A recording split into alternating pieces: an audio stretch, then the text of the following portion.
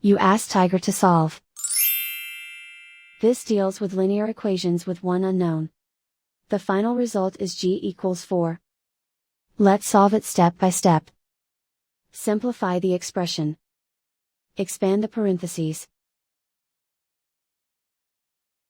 Simplify the arithmetic. Group all constants on the right side of the equation. Subtract 4 from both sides. Simplify the arithmetic.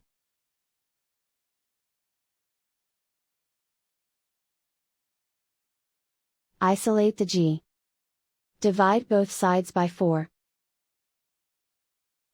Simplify the fraction. Find the greatest common factor of the numerator and denominator. Factor out and cancel the greatest common factor.